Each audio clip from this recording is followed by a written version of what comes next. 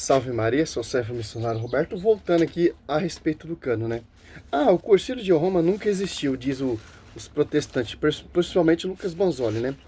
O Concílio ali de Jerusalém já definiu qual cano que são os 72 livros, né? Inclusive os 7, o deuterocanônico, né? Olha só, em 382, Papas Damas convocou São Jerônimo. Os protestantes, eles alega ou afirma que São Jerônimo diz que esse é inspirado, esse não é inspirado, esse é canônico, esse não é canônico. Olha só que interessante, né? Os protestantes não aceitam que São Jerônimo mudou sua visão a respeito dos canos, dos deuterocanônicos. Mudou sim seu pensamento. No primeiro momento ele vai citar como apenas como não canônicos, não inspirados, apócrifos. Depois ele começa a mudar.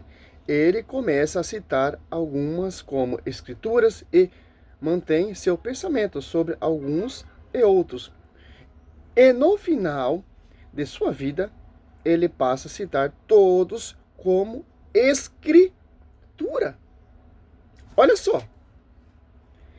Aí os caras a sua manobra fala que São Jerônimo ou a igreja acrescentou. Não, pô. No momento, São Jerônimo diz que é inspirado, no momento diz que não é inspirado, diz que é apócrifos, etc. Mas no final ele mudou o seu pensamento, seu conceito. Olha só, para provar isso, temos que ver uma tabela da cronologia desses comentários, né? E prólogo de São Jerônimo. Eu fiz aqui. Ó, novamente, incoerência sobre o São Jerônimo, né? Ambições já conhecidas, ó. É notório ver o esforço de não aceitarem o argumento de que São Jerônimo não mudou de pensamento acerca dos deuterocanônicos, mas quando analisamos a lista do tempo, vemos claramente que São Jerônimo mudou seu pensamento. Antes de 399 ADC, ele cita o deuterocanônicos várias vezes como apócrifos, mas após isso, praticamente somente com uma escrituras conforme a tabela a seguir, tabela cronológica de São Jerônimo.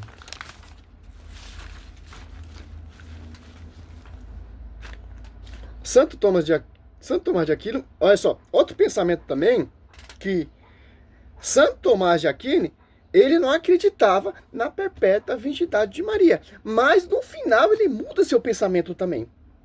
Olha só, Santo Tomás de Aquino, ele não acreditava na Imaculada Conceição de Maria, mas no final de sua vida, passou a acreditar na Imaculada Conceição de Maria. Aí os protestantes usam esses pensamentos de São Jerônimo. Aí ela tá vendo, São Jerônimo, ele não concordava. Olha lá, Santo Tomás de Aquino, ele não concordava com a virgindade perpétua de Maria, até o Tóquio, né? Mas se você for estudar profundo, ele muda seu pensamento. Tem a tabelinha que eu fiz, ó. Olha só. Ano 374, local, Antioquia, obra Espítula 7, como citou os deuterocanônicos, sem definição. Certo? Ano 75, 375, deserto. A Espítula 14, sem definição. 384, Roma. O concílio foi 382. Carta 22 e 31. Escritura. 389, Belém. Comentário a Eclesiastes, Gálata e Atas, Éfeso. Escritura. 391. Belém. Prefácio de Samuel e Reis, não canônicos. 393. Jerusalém. Prefácio aos obra, né? Ó, local, obra, prefácio obra, local Jerusalém, ano 393, obra, prefácio aos escritos de Salomão, Salmos e profecia de Esther. Profecia, prefácio de a Esther, né?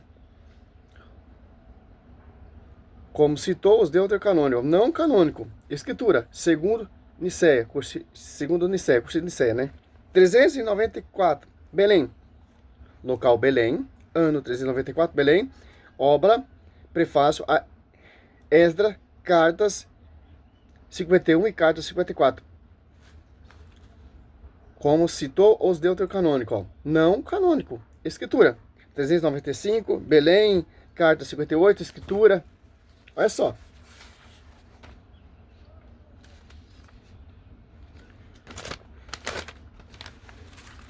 (396), Belém, carta 59, escritura. 397, Belém, carta 65, 66, escritura não canônicos. 399, Belém, carta 75 e 77, escritura.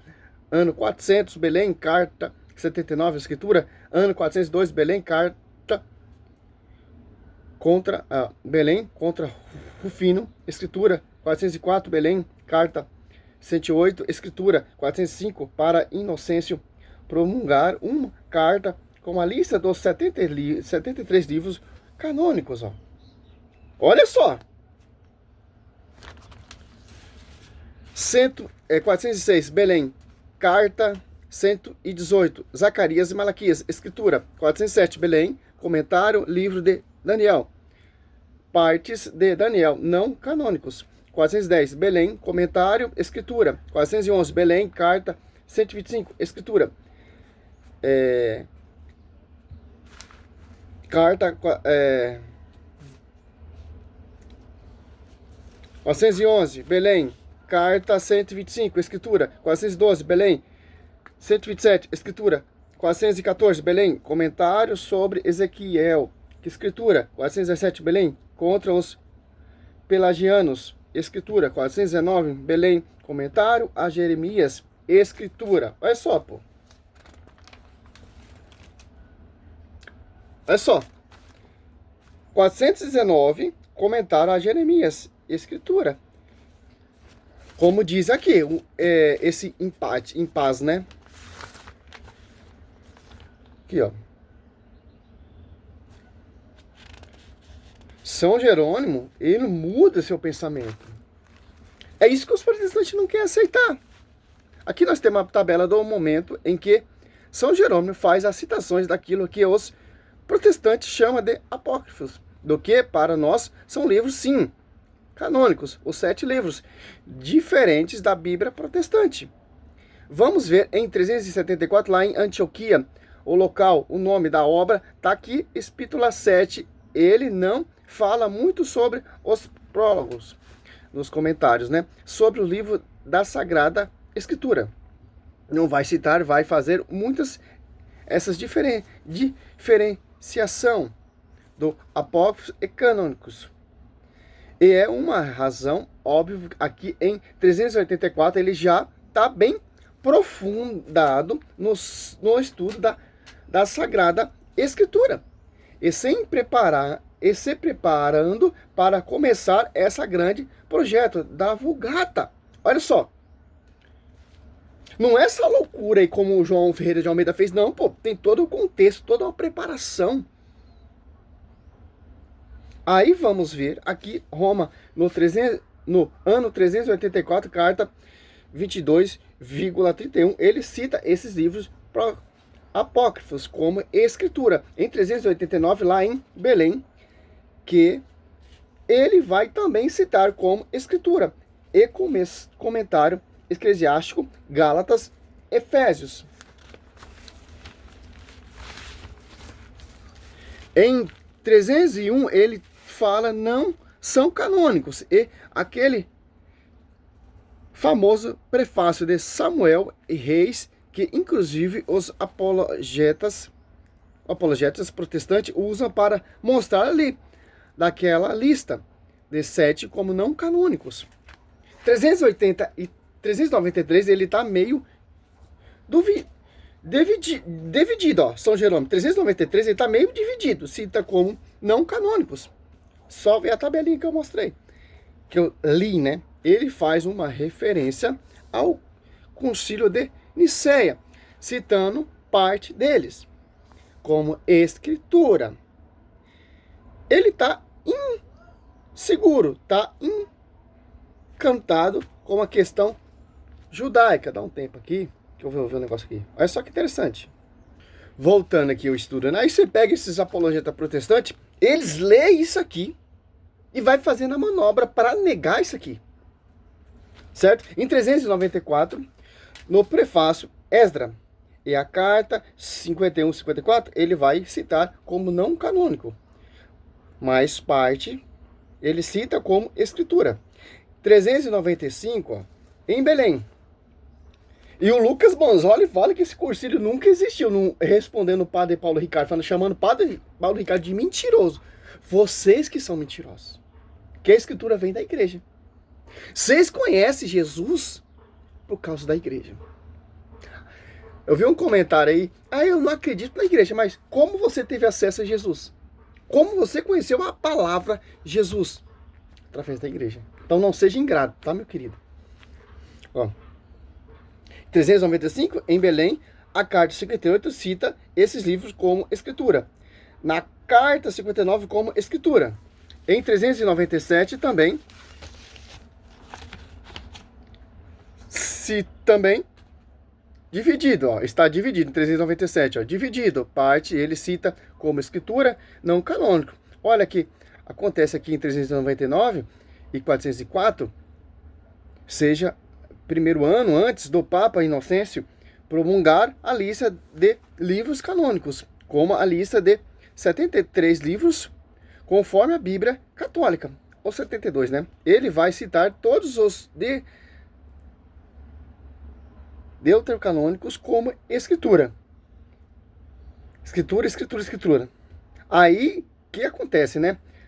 Aqui, nessa fase, tá perto da primeira edição da Vulgata ser lançada com os 73 livros, porque São Jerônimo, ele sobrepõe a sua admiração para com os judeus, ó.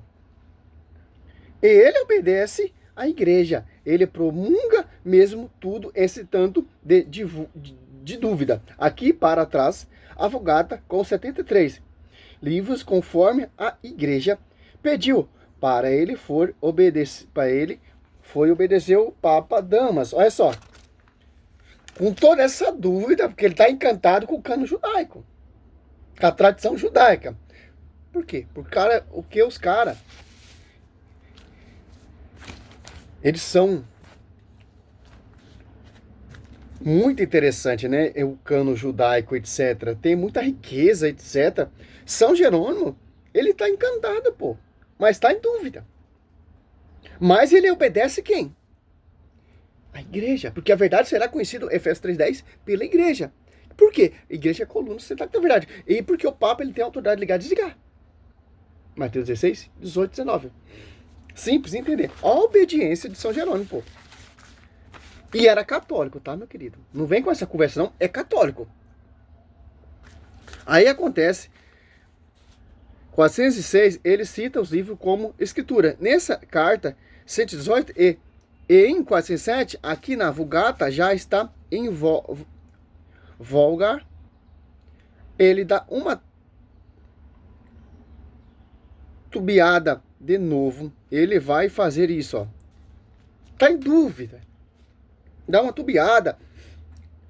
Não passe de Daniel, então, aqui na lista de 73 livros não canônicos.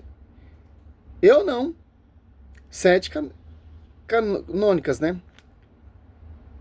Ele teve aqui um problema, dizendo, ele mudou de novo de pensamento, e constantemente, ó, exclusivo 7. Mudou de novo. Olha, uma hora ele aceita, uma hora ele fala que é inspirado, outra hora ele bambeia, fala que não é canônico, não é inspirado, etc. Mas mesmo assim ele vai continuando. Ó, só que o argumento que os protestantes, ó, não aceitam, que ele não muda de pensamento no final de sua vida, ó. É isso aqui que os caras, eles querem colocar na cabeça dos caras que não estudam. Mas ele mudou sim. Obedecendo a igreja. Olha que acontece, ano 410 e 419. Em toda esse comentário das cartas aqui, da segunda e da terceira coluna, e aqui está o local onde ele escreve, ele vai citar todos os de canônicos, como escritura. Em nenhum momento ele mais bombeia, tibulia, tira, tem dúvida, não. Nenhum momento mais. Para ele já está especificamente definido. Aquela dúvida, acabou. Uma fala de São Jerônimo, né? No prefácio aos livros de Tobias, no ano 393 e a 394, justamente naquele momento onde ele mostra uma inconstância. O que ele fala aqui, que vai ser o ápice do acontecimento, de tudo ele vai obedecer à igreja. Mesmo tendo essa incoerência, essa dúvida, etc, etc, etc.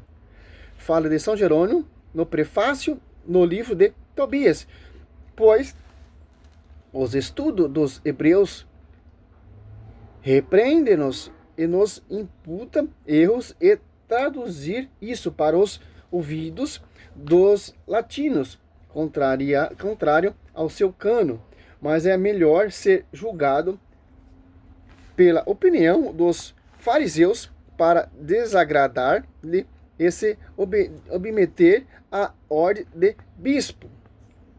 Prefácio aos livros de Tobias 393 ou 394 ADC. Olha só. Voltando aqui, eu tenho que dar uma parada que eu tô gripado. Essa friagem, eu pego todo dia esse friagem, todo dia de madrugada, para ir trabalhar 4 horas da manhã, mas tá difícil. Mas vamos lá. Continuando aqui, ó. O que São Jerônimo quis dizer? Que mesmo essa constância, essa discordância, ele está disposto a obedecer à voz da igreja. Aquilo que a igreja estava definindo como a força do Espírito Santo, obedece à igreja. São Jerônimo, e no ano 405, ali apenas uma ocorrência dessa inconstância, São Jerônimo passa a citar todos esses livros de escritura, sim, que mudou seu pensamento. Olha só, por quê? Uma coisa muito interessante. Quem está guiando São Jerônimo é o Espírito Santo. Porque ele não está fazendo coisa da sua própria cabeça, sua tradução, sua própria conta, não. Pela igreja. Porque Mateus 28, 20, o Espírito Santo assiste a igreja. Então, São Jerônimo, ele está sendo usado pelo Paráclito. Certo? Eu vejo isso. Em todas as pregações que eu faço aqui, todo o contexto bíblico que eu leio, eu vejo ali os caras sendo usados pelo Espírito Santo. Então, São Jerônimo é fácil ver em submeter a ordem dos bispos da igreja